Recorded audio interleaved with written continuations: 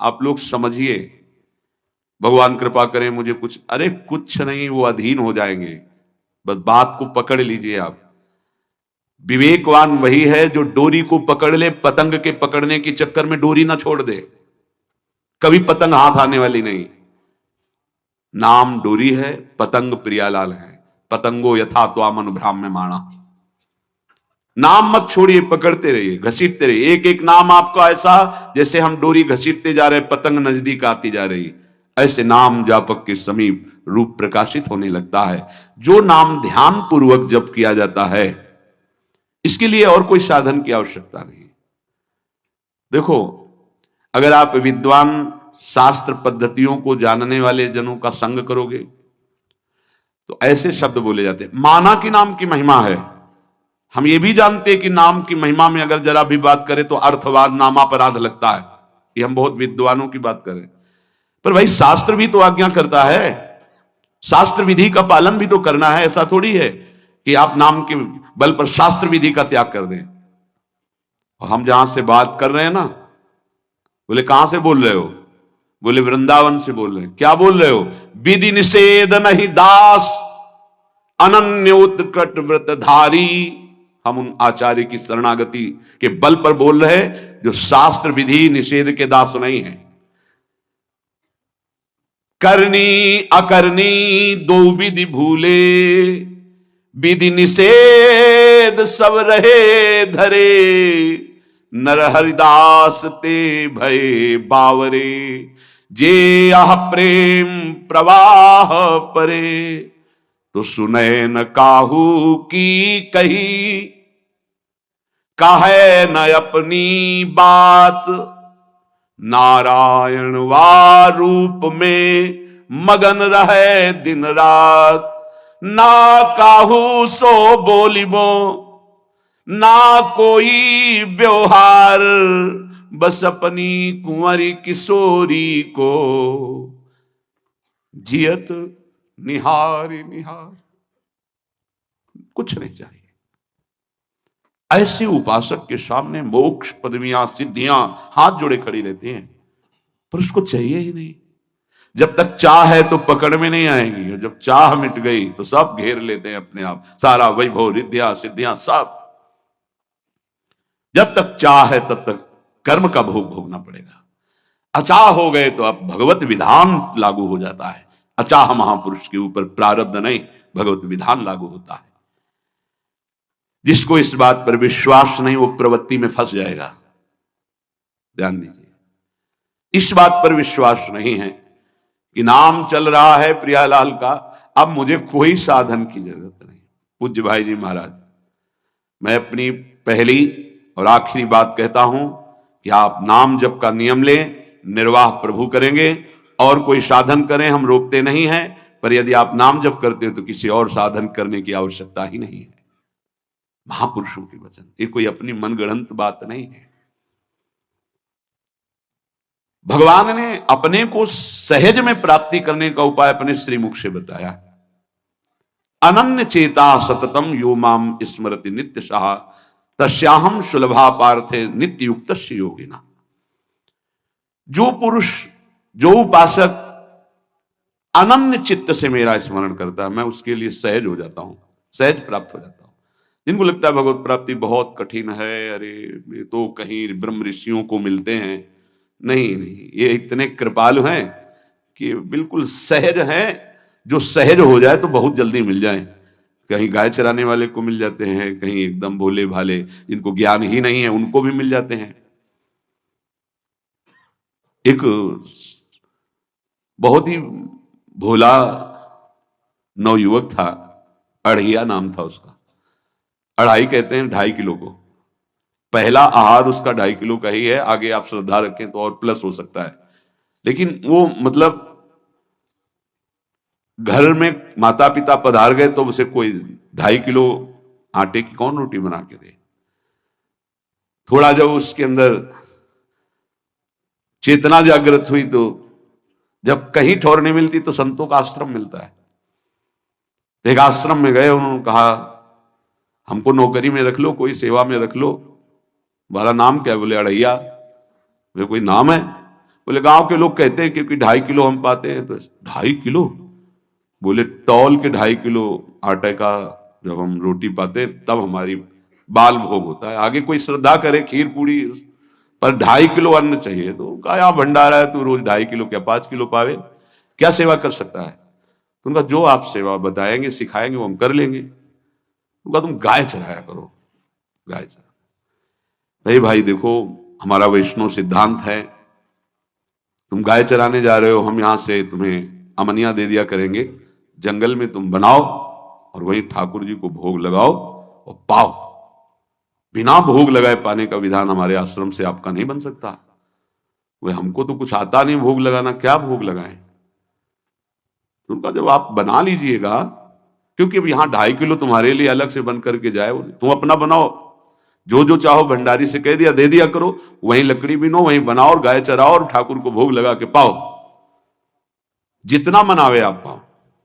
पहले दिन भोग मिला तो बाटी बना, गरीब आदमी था, घर से तिरस्कृत था, वो सब जानता था। बाटी ऐसे उपला बिन लिए, बाटी बनाए, 2-4 आलू का भरता बनाया, 2.5 किलो आटे की बाटी।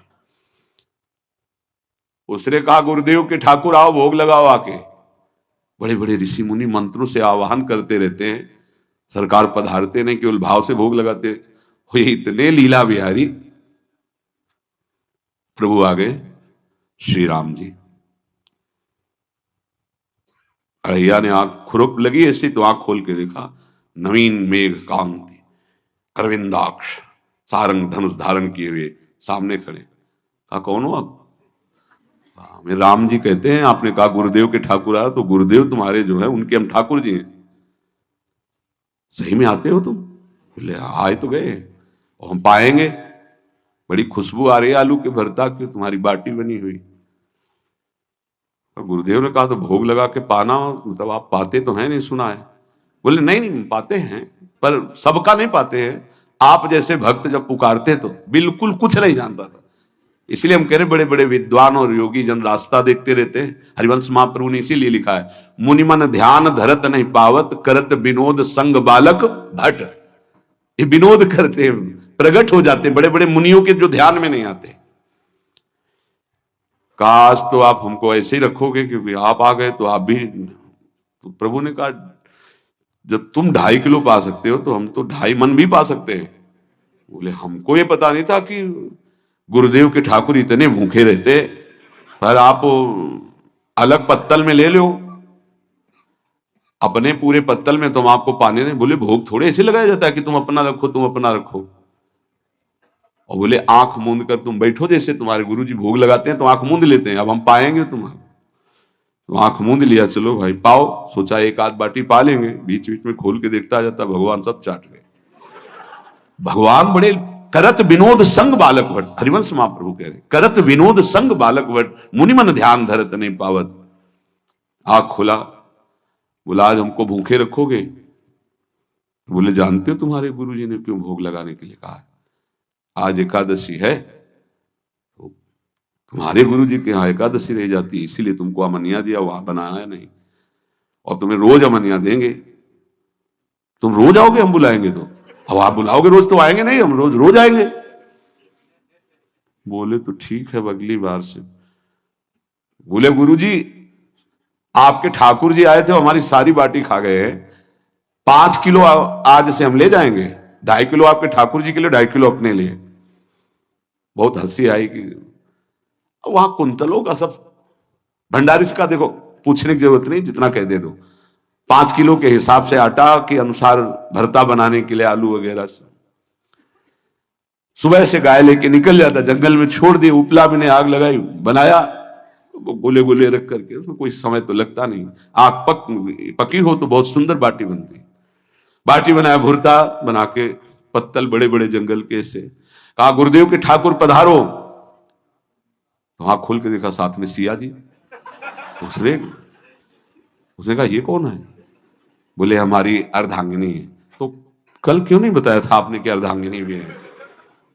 ये भी पाती है? बोले हमारे जैसा है।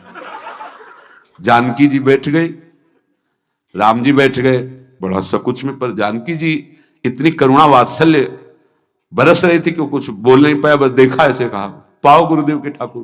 प्रभु आराम से सिया जो खूब स्वाद बखान बखान करके पाए, वो आंख खोल करके देखता आज भी हम 2.5 किलो अपने लिए लाए थे, लेकिन ये दोनों पा गए।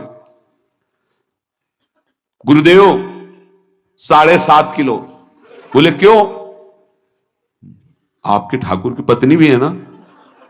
कहा है तो दोनों आए थे। किसी को विश्वास नहीं हो रहा था। दे दो भाई, अरे गाय को खवाएगा, दे दो, कुछ करेगा, क्या कमी है यहां। 7.5 किलो आटा लेकर। अब तो समय लगा, 3 बजे तक बाटी बन के तैयार हुई पत्तल में ऐसे, गुरुदेव के ठाकुर पधारो। बस उसको बुलाना होता था कि विनोदी प्रभु, साथ में लखन जी, राम जी, सिया जी, लखन। ऐसे देखा, ये कौन है? बोले छोटे भाई। आपके भाई भी है? हाँ है। पहले अब परिवार में कितने लोग हो आप? पहले बता देते तो हम वो सब सब आ जाते हैं। लक्ष्मण जी से कहा बहुत सरल भगत है, नाराज मत होना, चुपचाप पा लो। तीनों बैठे, पा गए। फिर बेचारा ऐसे ही रह गया। जब वो चले गए तो पत्तलों में जो किनका रहता था, वो एक अद्भुत आनंद। अगले दिन गया, बोले गुरु जी 10 किलो आटा चाहिए। वो कहा 10 किलो क्यों? बोले आपके ठाकुर जी भी आते हैं, उनके ठाकुरायन भी आते हैं, उनके परिवार के भाई भी आते हैं, गोरे गोरे थे वो। यार कैसे, इसको कैसे अनुभव हो सकता है सियाराम लखन जी का? बहुत हट किया, 10 किलो आटा लिया, पहुंच गए, बनाया। 4 बज गए, रखा। उस मन में सोच रहा था आपकी संख्या ना बढ़ जाए। कहा गुरुदेव के ठाकुर पधारो। विशाल गदा भयंकर स्वरूप हनुमान जी महाराज। आंख खोला तो 3 स्वरूप में प्रभु खड़े हुए थे, सियाराम लखन, हनुमान जी चरणों में बैठे। पूछा ये कौन है? तो कहा ये हमारे प्रिय सेवक हैं हनुमान जी। एक बार आप अपने पूरे परिवार का, अपने सेवकों का वो आप पर्चा बना के दे दो, गुरु जी को दे देंगे जाके। हर बार एक बढ़ जाता है तो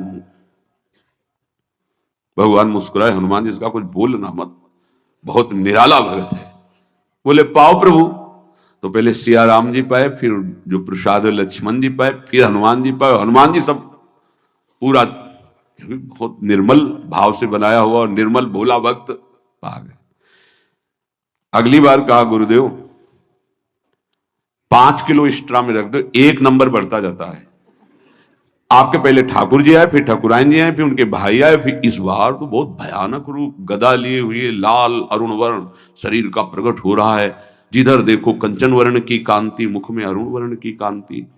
हमने पूछा आपके ठाकुर जी से तो उन्होंने कहा कि वो सेवक हैं।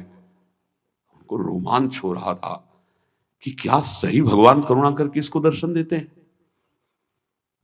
अब अगली बार अगर ये बात करेगा कि तो फिर अब हम इसकी परीक्षा लेंगे। ले गया स्ट्रा में, बनाया सब। आओ गुरुदेव। अब तो पता था कोई आने वाला नहीं, गुरुदेव के ठाकुर। 2 संख्या बढ़ गई। आंख खोल के देखा, कहा ये कौन है? तो कहा ये हमारे और भाई हैं, इनका नाम भरत है, इनका नाम शत्रुघ्न है। पहले महाराज बता देते ना कि आपके और भाई हैं, हमने कहा था, आपसे प्रार्थना की थी। पाओ, बचे नहीं ना वो, 2 संख्या ज्यादा हो। अगली बार गुरुदेव से कहा कि गुरुदेव 20 किलो वाली बोरी में भर दीजिए, अब हम दिन भर बनाएंगे क्योंकि आपके इतने ठाकुर हैं। आज गया लेकर सब ऐसे रख करके पत्तल डाल दिया, कहा गुरुदेव के ठाकुर पधारो। बिल्कुल नहीं बनाया। आ गए प्रभु। कहा कहां यार, तो खुशबू भी नहीं आ रही, ना बाटी की ना भरता की। बोले प्रभु आपके साथ पत्नी है ना, और सेवक भी है, इतने दिन से तो हमारे हाथ का पाए, आज हम पाना चाहते हैं, आप बनाओ अपने रुचि का बनाओ और पाओ। प्रभु ने सिया जी की तरफ देखा कि अलवेला वक्त। सिया जी ने कहा अनंत सामर्थ्यशाली शक्तियों की स्वामिनी। बोले प्रभु देखो हमने ना उपला भी ना लकड़ी, आपके सेवक है ना, इनसे बोलो। तो हनुमान जी से कहा कि आप उपला और लकड़ी इकट्ठा करो, भाई आदेश है भगत का। लक्ष्मण जी चूल्हा जला रहे हैं, व्यवस्था आग की, और सियाजू के आंखों में आंसू भी आ रहे, धुआं भी लग रहा है, पर बना रहे। उसने कहा बनाओ, हम गाय एकत्रित करके आ रहे हैं। और भागा, वो आश्रम में गया। बोले गुरुदेव आज पूरे परिवार सहित हमने फंसा लिया है आपके ठाकुर को। तो उनका क्या फंसा लिया है? बोले बड़े ठाकुर, छोटे ठाकुर, सेवक, उनकी पत्नी और 2 भाई उनके, पूरा परिकर, सब बना रहे रोटी बाटी सब। महाराज आप चलो, आपको शंका होती थी आज उनके हाथ कपाएंगे। तो उनको लगा कि पागल आदमी, राम जी, लखन जी, भरत, शत्रुघ्न, सिया जी, हनुमान जी, ये बड़े बड़े योगियों के ध्यान में आने वाले नहीं, ये कैसे एक गंवार आदमी जिसको कभी कोई नाम जपना नहीं आया, कोई ग्रंथ नहीं आया, उसके सामने। पर भगवान की दयालुता पर संशय नहीं करना चाहिए। चल के देखते हैं। जो जी ही वहां गए, चूंकि निरंतर भजन परायण थे, वहां गए तो पूरा राम दरबार उपस्थित और बड़ा सुंदर व्यंजन स्वयं जानकी जी बना रहे। प्रभु के चरणों में साष्टांग दंडोत है। कहा प्रभु लीला समझ में नहीं आई। भगवान ने कहा देखो, जो ज्ञानी भक्त हैं उनके लिए मैं अत्यंत तर्क के द्वारा भी पकड़ में नहीं आता। जो विद्वान हैं उनकी विद्वता मुझे छू नहीं सकती, लेकिन जो दीन हैं और भोले हैं उनके सामने मैं अपने इस दिव्यता, इस महानता को देखो। तुम्हारे इस भक्त की आज्ञा पर हमारा पूरा परिकर लगा हुआ है सेवा में। ठाकुर जी की कृपा से जो गुरुदेव का प्रताप, जो ऐसा सौभाग्य मिला, परोसने में दोनों गुरु और शिष्य, पाने में प्रभु। बाद में जब प्रभु ने पा लिया तो जानकी जी ने उच्छिष्टामृत प्रभु का लेके और कहा देख, आज तक तू मुझे देख नहीं पाया देखते हुए भी, इसीलिए कृपालु हैं। एकांत में श्री तुलसीदास जी रोकर प्रार्थना करते हैं, जनक सुता जग जननी जानकी, अतिशय प्रिय करुणा निधान की, ताके जुगपद कमल मनाऊं, जासु कृपा निर्मल मति पाऊं। करुणा निधान प्रभु श्री राम की अतिशय प्राण संजीवनी मूरी, प्राण प्रिय सियाजू की, सीताजू के चरणों की वंदना करता हूं, जिससे प्रभु को पसंद है निर्मल मति, निर्मल मन। उनकी कृपा से मेरा मन निर्मल हो जाए, मति निर्मल हो जाए, तासु कृपा निर्मल मति पाऊं। जीव ही जानकी जी ने अपने कर कमल से उस बालक को पवाया, अढ़ैया को, त्रिगुण माया का मल नष्ट हुआ। ओ जी सच्चिदानंद प्रभु का साक्षात्कार निहाल हो गया। कब कौन से गुण पर कैसे जी जाए, विश्वास कीजिए। बस आवश्यकता सहज होने की। हमारी स्वामिनी जो सहज है, सहज होने की आवश्यकता है। जिसको ये कि कहा मुझे ऐसा दुर्लभ सौभाग्य, देखो कोई नाम जप उसके अंदर नहीं, कोई पाठ नहीं, कुछ नहीं। गुरुदेव ने कहा कि भोग लगा के पाना है, भगवत साक्षात्कार हो गया। विश्वास रखना चाहिए कि प्रभु हमें प्रतिपल देख रहे हैं, हमारे साथ हैं। सच्चिदानंद स्वरूप अपने आराध्य देव का निरंतर भजन और ध्यान पूर्वक भजन, ये 2 बातें कह रहे हैं, भजन और ध्यान पूर्वक भजन। पहले भजन करने की क्रिया होती है, फिर भजन में थोड़ी रुचि होती है, फिर ध्यान पूर्वक भजन होता है। ध्यान पूर्वक भजन, चल रहे हैं, बैठे हैं, चेष्टा रहित हैं या चेष्टा युक्त हैं, हर समय वही नाम अक्षर मात्रा सहित एक एक शब्द गूंज रहा है, उसी में प्रियालाल का रूप झलक रहा है। अब हृदय में ध्यान है, मुख में नाम है, मंत्र है, इससे बढ़कर जीवन क्या। विश्वास भक्त कोई होता है, अन्य को भी नहीं सकता। कोई भी अगर अपनापन होता है तो प्रियालाल झलकते। जिस समय वो कटा उसी समय वो सामने है। मैं हूं ना, तो किसकी तरफ देख रहा है? बस ये जैसे कहा जाता है कि प्रभु वृंदावन से बाहर एक कदम नहीं रखते, तो हमारे भक्त जहां होते हैं वृंदावन के, वहां प्रियालाल जाते हैं। ध्यान रखना, वहीं वृंदावन भूमि प्रकाशित होती है। चाहे वो लाखों कोस दूर हो, वृंदावन वहीं प्रकाशित होगा, उन्हीं के सामने प्रियालाल होंगे। ये भक्ति विश्वास का मार्ग है। तुम्हारा एक ही कर्तव्य है, सब जगह से अपनापन हटा के अपने इष्ट में रखना और उनका चिंतन करना। बस हमारी यही साधना है। फिर तो प्रभु की ओर से जो कृपा की धारा आएगी कि आप उस पर बह जाएंगे। जितना जितना कृपा में डूबते जाएंगे, उतना उतना प्रेमानंद बढ़ता चला जाएगा।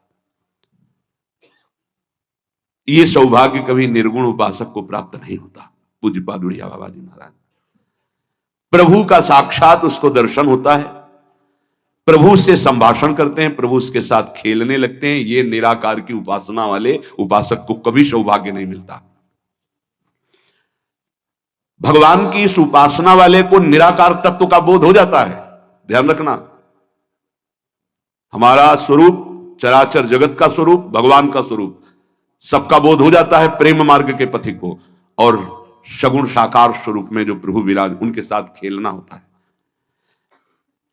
जो सगुण उपासक साकार उपासक हैं, उनको तो निर्गुणों उपासना का जो फल है सर्वत्र तत्व अनुभव, ये स्वाभाविक हो जाता है। लेकिन जो निर्गुण निराकार उपासक, उसको साकार रूप में दर्शन, संभाषण और लीला में ये नहीं होता है।